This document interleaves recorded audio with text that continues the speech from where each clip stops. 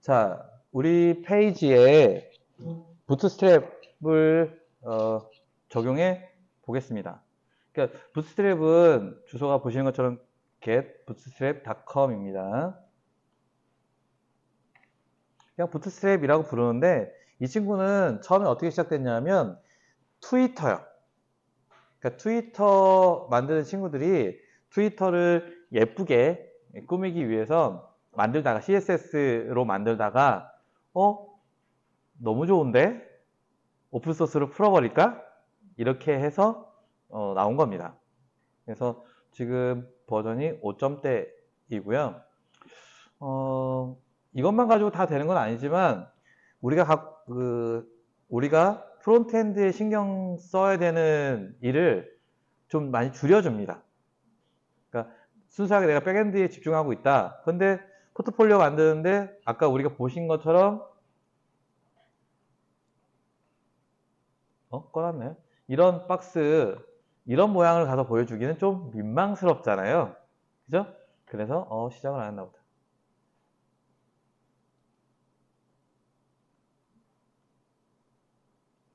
그래서 최소한의 모양새를 좀 갖추기 위해서, 그리고 제가 이걸 설명하는 거는 우리가 프로젝트를 할 때 보여지는 부분을, 그러니까 우리가 부트스트랩을 안 쓰시더라도요, 프로젝트를 다 진행해 놓고, 지금 우리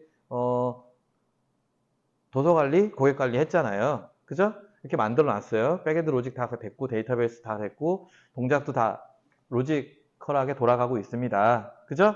이러고 난 다음에 어떻게 지금 보여지는 화면들을 조금 더 예쁘게 보여지게 할 거냐. 요런 때 사용하는 게 부트스트랩입니다. 정답은 아니죠. 자, 가볼게요. 부트스트랩 사이트에서요. 사용법은 간단합니다. 쭉쭉 내려보시면 여기 CDN으로 연결하는 게 있습니다. CDN이 뭔지 아나요? 컨텐츠 딜리버리 네트워크 이렇습니다. 그래서 쉽게 설명드리면 이 주소요. 지금 우리가 주소를 하나 이렇게 갖고 올 건데 예를 들어서 넷플릭스요. 뭐 넷플릭스.com 하면 이 친구가 지금 어디 있겠어요? 미국의 어느 주에 서버가 있겠죠. 그러면 생각해 보세요. 뭐 캘리포니아에 있다. 그러면 캘리포니아에 거주하는 사람이 넷플릭스.com 엔더 빵 치면 금방 가겠죠. 근데 한국에 있는 사람이 넷플릭스.com 이렇게 빵 치면 쭉쭉쭉 가서 해저 터널 지나서 막 가서 캘리포니아까지 가야 될 거 아니에요. 태평양을 건너서. 그죠? 그러니까 뭐 평소에 나 느리다는 생각 안 했는데 그래도 캘리포니아에 있는 사람보다 늦겠죠. 만약에 한국에 있는 모든 사람이 갑자기 넷플릭스에 접속을 해요. 그러면 해저 터널도 용량이 한계가 있을 테니까 병목이 생기겠죠? 이렇게 지리적으로 떨어져 있는 사람들이 특정 컨텐츠에 접근할 때 어떻게 하면 효율적으로 접근하게 할 수 있을까? 라고 해서 쓰는 게 CDN입니다. 무슨 얘기냐? 캘리포니아에 있는 서버에 있는 동영상을 한국 사람들을 위해서 미리 부산에다가 복사를 해놓는 겁니다. 그러니까 대전 사람 들이네? 그럼 대전에도 복사해 놓는 겁니다. 이렇게 복사를 해서 지리적으로 가까운 서버에 있는 컨텐츠를 받아올 수 있도록, 그래서 병목이라든지 지연 현상이라든지 이런 것들을 막아주는 게 CDN입니다. 그런데 CDN 이전에는 미러링이라는 기술이 있었어요. 그러니까 미러링은 뭐냐면 똑같이 복사를 하는 건데요. 복사를 하는 건데 미러링은 넷플릭스.com 해서 가져오는 게 아니라요. 대전에 있는 서버는 대전 넷플릭스.com 이렇게 주소가 달라요. 그러니까 가끔 뭐 톰캣이나 이런 거 다운받을 때 나오거든요. 이건 톰캣을 다운받으신 적이 없으니까 잘 모를 텐데 보시면 이 친구 이렇게 톰캣 들어가서 다운로드를 받으려고 하면요. 여기 미러즈 이렇게 써 있잖아요. 그죠? 그래서 이 복사를 똑같이 하는데 예전 기술인 미러링은 그 파일이 있는 주소가 다른 거죠. 그러니까 대전 사람도 넷플릭스닷컴 하면 캘리포니아로 날아가는 거고 대전 넷플릭스 하면 대전의 걸 받는 거고요. 그러니까 어떻게 알아야 돼요? 사용자가 나한테 가까운 곳의 주소를 알아야 되는 거예요. 그래서 옛날 사이트에는 미러링 주소가 쫙 떠 있어요. 그래서 자기가 찾는 거죠. 아, 한국은 없네. 그러면 일본이 가깝겠지? 이런 식으로 하는 거예요. 그에 반해서 진화된 게 CDN이에요. CDN은 우리가 그냥 넷플릭스닷컴 쳐도 아래쪽의 네트워크에서 찾는 거죠. 대전 사람이 지금 넷플릭스에서 동영상을 시청하려고 하네? 그러면 넷플릭스 이 콘텐츠가 이 사람한테 제일 가까운데 어디 있는가를 네트워크에서 알아서 찾아주는 거예요. 아까랑 다르게 주소가 하나인 거죠. 같은 주소를 이용해도 네트워크 서비스가 알아서 찾아주는 겁니다. 이해하시겠죠? 오케이. 그래서 이거 왜 이렇게 설명하냐면 CDN으로 연결된 것들이나 이용하셔야 되는 게 되게 많아요. 근데 CDN이 뭔지도 모르고 쓰면 불편함이 있겠죠. 그 차이점이 있어요. 뭐냐면 얘들을 우리가 CDN 방식으로도 쓰는데요. 다운로드 방식도 있어요. 그러니까 얘는 복사해서 그냥 우리가 페이지에 넣으면 끝이거든요. 근데 다운로드 방식은 이 친구를 다운로드 받아서 내 프로젝트에 집어넣어서 내 서버에서 돌리는 거예요. 그럼 이거 왜 필요하냐? 여러분들이 이제 일하시다 보면 공공기관들 중에 그런 게 있어요. 네트워크가 아예 끊겨 있는 게 있어요. 그러니까 인터넷 연결이 안 돼요. 뭐 그런 데는 들어가면 우리 그 폼.xml에 디펜던시 이런 거 걸어봐야 아무것도 안 됩니다. 그러니까 일일이 다 다운받아 가야 되고 이런 것들이 있는데 그런 데서 CDN이 동작하지 않는다는 거예요. 그럴 때는 다운로드 방식으로 제공해 줄 수밖에 없다라는 겁니다. 이거는 뭐 지금 앞서서 많이 경험하신 분이 지금 미소를 띠고 있네요. 너무 잘 아는 영역인가? 가봅시다. 그래서 여기를 이렇게 카피 하셔서 list.jsp에 헤드 태그에다 때려 넣어야 되겠죠? 타이틀 밑에다가 이렇게 넣겠습니다.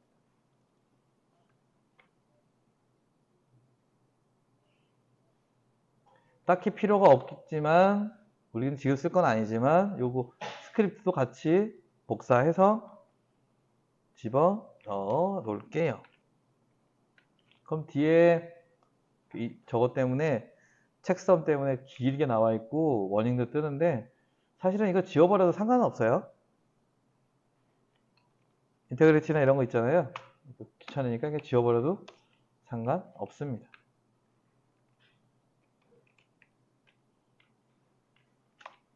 이렇게 하셔도 상관이 없습니다.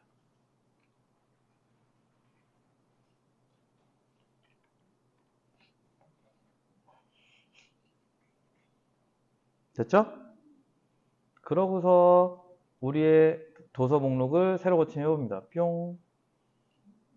뭔가가 좀 달라졌죠? 뭔가가 좀 달라졌습니다. 자, 제가 이미 쓰기 좋게 좀 만들어 놨는데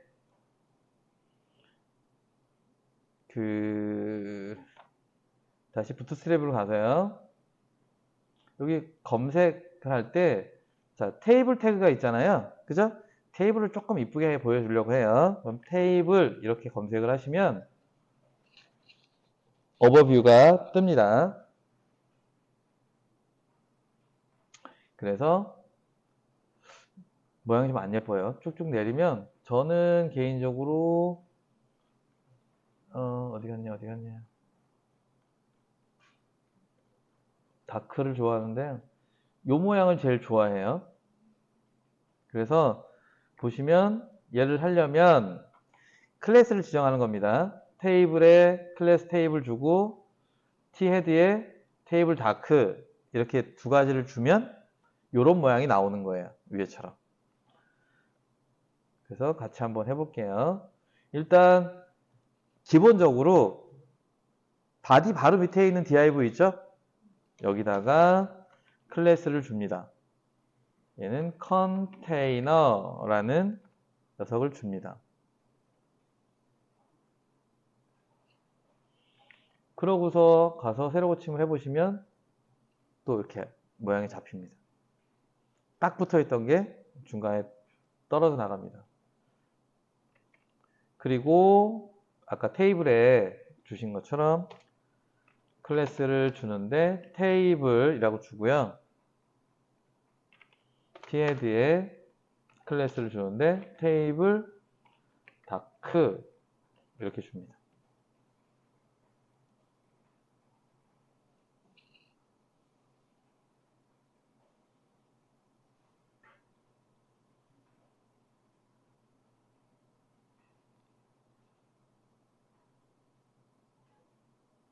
그럼 가서 세로 고침을 뿅 해보는 거죠. 그러면 이런 모양이 됩니다. 근데 개인적으로는 좀 이게 뚱띵해서 그 디폴트 사이즈는 제가 좋아하진 않아요. 사이즈를 약간 타이트하게 슬림하게 잡으려면 이렇게 테이블 각각의 클래스에 이렇게 SM 주면 스몰입니다. 그래서 테이블 SM 이렇게 주면 이렇게 좀 날씬해집니다.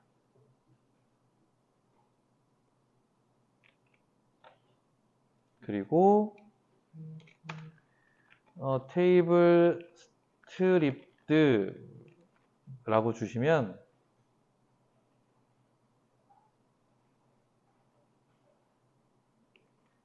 이 밋밋한 부분이 이렇게 돼요. 그래서 좀 시각적으로 구분이 돼서 홀짝이 구분이 돼서 보기가 좀 좋습니다.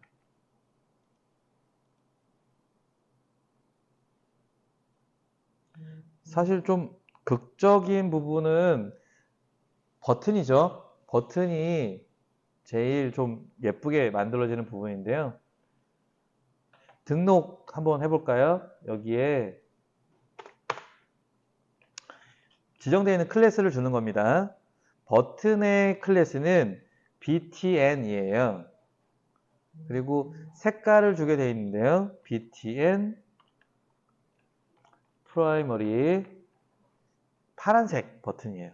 그리고 아까 말씀드린 것처럼 btn에다가 sm을 주면 사이즈가 좀 뚱띵하지 않고 날씬해집니다.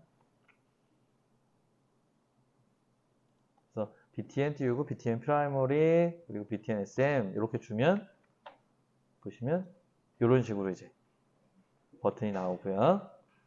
이전도 마찬가지로 클래스하고 btn 얘는 secondary 하고 btn sm 이렇게 주면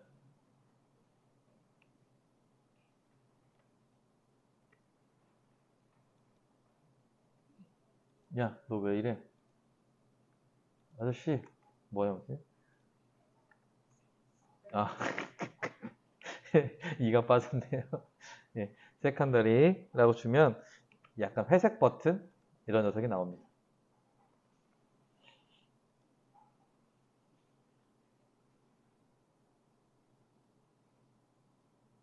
원래 그리드 시스템을 설명을 드려야 되는데요. 그리드는 내일 설명드리고 진행을 할게요. 그리고 삭제랑 변경 버튼이 있잖아요. 그죠?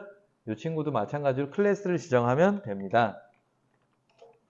btn, 삭제는 빨간색이 데인저예요.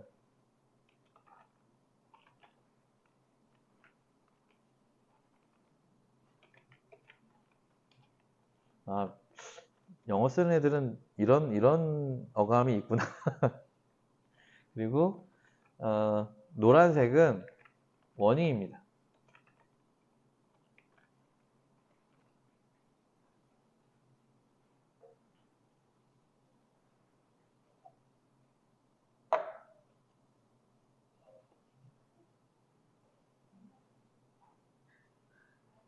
이렇게 해서 주시면 이렇게 나옵니다. 그럼 좀 화면이 예뻐졌습니다.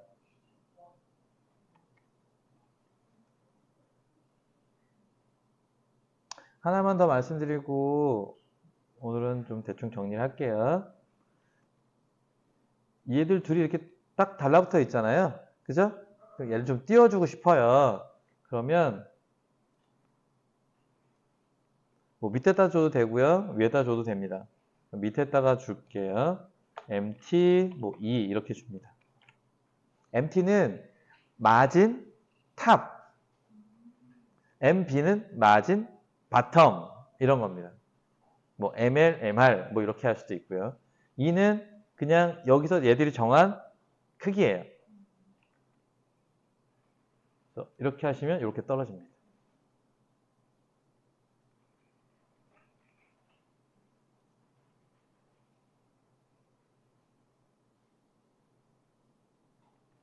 그래서 지금 이제 말씀드리려고 하는 게 우리가 프로젝트 아까 말씀드렸듯이 백엔드 코드 다 해서 로직 테스트 다 하고 이제 문제가 없다. 그러면 그 뒤에 CSS를 입혀서 부트스트랩을 꼭 쓸 필요는 없습니다. 그죠? 부트스트랩 안 쓰고 그냥 내가 CSS를 작업을 하면 되는데 지금 우리가 한 것처럼 기존에 작업했던 것들에 대해서 아무런 영향을 주지 않고 모양을 바로잡을 수가 있다는 겁니다. 그러니까 만약에 우리 팀에 CSS나 프론트엔드 감각이 좀 있는 친구가 있어서 그 친구가 프론트엔드를 하기로 했다. 그러면 그 친구한테 이런 부분들을 맡기면 되는 거죠. 그 팀원이 이런 작업을 하고 다른 팀원은 백엔드 작업을 하면 되는 겁니다. 아무 상관이 없어요. 그럼 뭐가 이런 거 있잖아요. 네가 해야지 내가 하고 뭐 이런 게 없습니다. 그냥 각자 해도 나중에 합치면 된다는 얘기예요. 그러라고 만들어진 거니까. 아까 말씀드린 HTML과 CSS, HTML과 자바스크립트를 분리하는 사상이 같이 일할 때 생기는 불협화음, 그리고 같이 한 파일을 다룸으로써 생기는 부작용들을 이제 막아주는 겁니다. 내가 고쳤는데 갑자기 다른 친구가 와서 이상하게 고쳐놔갖고 맨날 싸우는 거죠. 너 때문이야. 이게 핑계거리가 되는 거예요. 뭐 문제만 생기면 내가 잘못했지만 네 잘못이야. 떠넘길 수 있거든요. 그러니까 누군가가 그걸 중재해주지 않으면 안 됩니다. 무슨 얘기 하나 해드리면 지금 그런 일이 없지만 옛날에 우리처럼 그 개발 파트하고 디자인 회사마다 디자인 파트랑 개발 파트랑 이렇게 비등비등한 시절이 있었단 말이에요. 또는 개발자 한 명에 디자이너 한 대여섯 명? 그럼 이 친구들이 막 쏟아내는 디자인을 개발자 한 명이 막 다 치대는 이런 시절이 있었는데 이게 이제 밸런스가 조금씩 조정이 돼서 디자인 영역이 좀 줄어들고 개발 영역이 조금 늘어나고 이렇게 가는데 어느 회사든 이제 두 파트가 이렇게 존재한단 말이에요. 이런 회사는 가면 안 돼요. 갔는데 디자이너들이 좀 많아요. 그럼 딴 데 알아보고 올게요. 이러면 됩니다. 지금은 그래요. 그래서 이렇게 있는데 어쨌든 요 두 개의 파트를 관리하는 팀장이나 부서장이 있을 거 아니에요. 그러니까 디자인 파트, 개발 파트인데 만약에 디자인 파트에서 이렇게 팀장이 됐다. 그럼 어떻게 돼요? 모든 핍박을 하는 거죠. 둘이 하다가 뭐 문제 생겨요. 니들이 잘못했네. 이런데 반대로 이렇게 되면 둘이 싸울 때 개발 파트에서 계속 야 우리는 개발이지 니들이 하면은 니들이 다 알아서 해야지 이러고 싸우는 겁니다. 멍청한 일이죠. 그런데 사람 사는 일이 항상 그렇습니다. 그래서 말씀드렸듯이 계속 말씀드리지만 우리가 이야기하는 건 뭐냐면 CSS나 자바스크립트나 이런 영역하고 백엔드 영역하고 뭐 충돌할 필요도 없고 엉킬 필요도 없고 서로 별개의 작업을 하고 나중에 이렇게 합칠 수도 있고 우리가 전체 프로젝트를 진행하는 데 있어서 로지컬한 부분들을 다 해놓고 사실 여기가 어려운 거니까 이게 또 제가 백엔드를 가르치는 사람 입장이라 그럴지도 모르겠지만 이 부분이 어려운 거고 화면은 안 이쁘지만 기능은 문제가 없어 이런 제품이 있고요. 화면은 진짜 예쁜데 기능이 동작을 안 해. 그러면 어떤 제품을 고객이 구매할 거냐 이거죠. 그런 걸 생각해 보시면 됩니다. 그리고 개인 프로젝트들 혼자 개인 프로젝트를 한다 하면 사실 디자인하고 화면 입히고 이럴 시간은 없잖아요. 그랬을 때 이렇게 뭐 부트스트랩 같은 것들, 그리고 요즘은 타일윈 뭐 이런 것들 많이 쓰고요. 뭐 여러 가지가 있습니다. 이런 것들 시멘틱 UI 그것도 한동안 인기다가 안 쓰고, 하여튼 이런 애들을 적용을 하면 이제 적절히 예의상 비비크림 정도 되겠죠. 그죠? 생얼로 나가는 것보다는, 이것도 여기도 생얼인가? 하여튼 적당하게 좀 예쁘장하게 나가면 됩니다. 충격 주지 않을 정도로. 이해하시겠죠? 그러니까 제가 요거를 부트스트랩을 쓰고 여기서 추가적으로 뭐 하는 거는 또 되게 어려울 수 있어요. 근데 개념만 가지고 있으면 이런 겁니다. 지금 버튼이 너무 작죠? 이 버튼을 적절한 크기로 적절하게 내가 배치하고 싶어요. 그랬을 때 이 부트스트랩의 그리드라는 시스템을 이해해야 됩니다. 그걸 내일 같이 하면서 설명드리도록 하겠습니다. 그래서 지금 남아있는 누구지? 주문관리도 하고 부트스트랩도 입혀보고, 그리고 빨리 페이지 레이션 해야 되고 큰일 났다, 시간 없는데. 자, 그러면 오늘은 여기까지 하도록 하겠습니다. 수고하셨습니다.